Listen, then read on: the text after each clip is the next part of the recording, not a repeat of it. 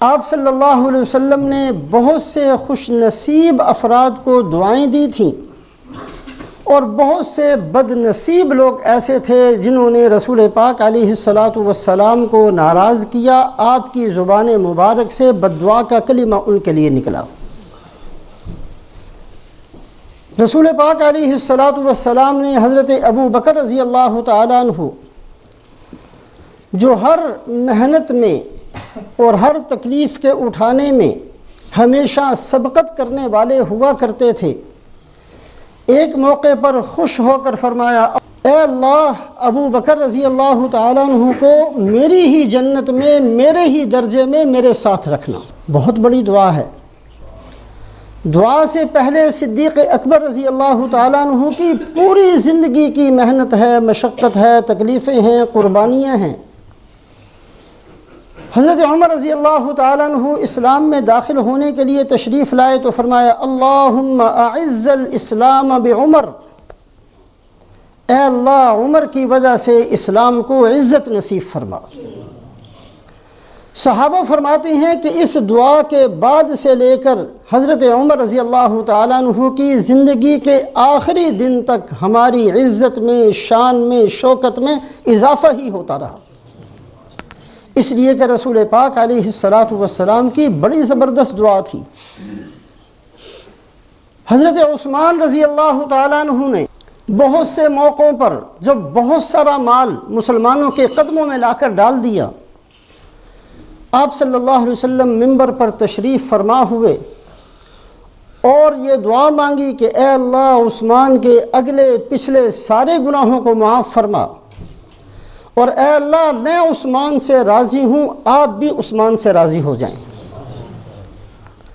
اور اس کے بعد منبر پر بیٹھے ہوئے ہی آپ صلی اللہ علیہ وسلم نے فرمایا، ما علی عثمان ما فعل بعد ھذا، آج کے بعد عثمان کچھ بھی کرتا رہے، اللہ پاک نے ان کی جنت کا فیصلہ فرما دیا۔ غزوہ خیبر آپ صلی اللہ علیہ وسلم تشریف لے گئے، 2-3 دن گزر گئے، فتح نہیں ہو رہی تھی۔ آپ صلی اللہ علیہ وسلم نے فرمایا، کل میں جھنڈا اس آدمی کو دوں گا جس سے اللہ اور اللہ کے رسول بھی راضی ہیں، اور وہ بھی اللہ اور اللہ کے رسول سے راضی ہیں۔ صحابہ فرماتے ہیں کہ ساری رات اس انتظار میں گزری کہ یہ سعادت پتہ نہیں کس کے حصے میں آئے گی۔ صبح ہوئی، رسول پاک علیہ السلام نے حضرت علی رضی اللہ تعالیٰ عنہ کو بلایا، جھنڈا ان کے ہاتھ میں دیا۔ ان کو تھوڑی سی تکلیف تھی، بیمار تھے، اور فرمایا کہ اے علی چلے جاؤ، اور اس کے بعد دعا مانگی، اللہم اکفہ الحر والبرد، اے اللہ، علی کو آج کے بعد سردی گرمی کی تکلیف نہ پہنچے۔ کبھی سردی نہیں لگتی تھی ساری زندگی، کبھی گرمی سے تنگ نہیں ہوتے تھے۔ حضرت سعد بن ابی وقاص رضی اللہ تعالیٰ عنہ 10 مبشرہ میں سے ہیں۔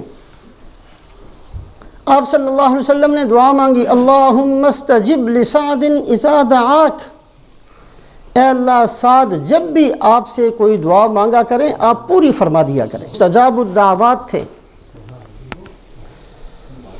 ایک دفعہ تشریف لائے، دیکھا کہ ایک مجمع لگا ہوا ہے، اور اس مجمع کے اندر ایک آدمی ایسا بھی ہے جو حضرت علی رضی اللہ تعالیٰ عنہ کی شان میں، حضرت طلحہ، حضرت زبیر رضی اللہ تعالیٰ عنہما کی شان میں بدتمیزی کر رہا ہے۔ حضرت سعد بن ابی وقاص وہاں پہنچے اور فرمایا کہ یا تو اپنی زبان کو بند کر لو،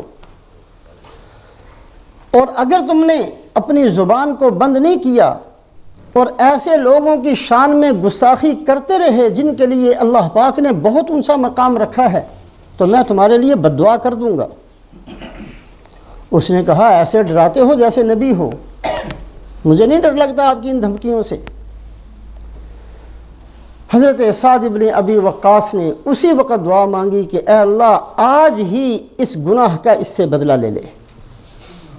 یہ کہہ کر تشریف لے گئے۔ تھوڑی ہی دیر گزری تھی کہ ایک اونٹنی بھاگتی ہوئی آئی، آ کر اپنے پاؤں کے نیچے اس کو دے کر اور دوسرے پاؤں سے اس کے سر کو کچل دیا۔ اس لیے کہ رسول پاک علیہ الصلاۃ والسلام کی دعا کی برکت سے مستجاب الدعوات تھے۔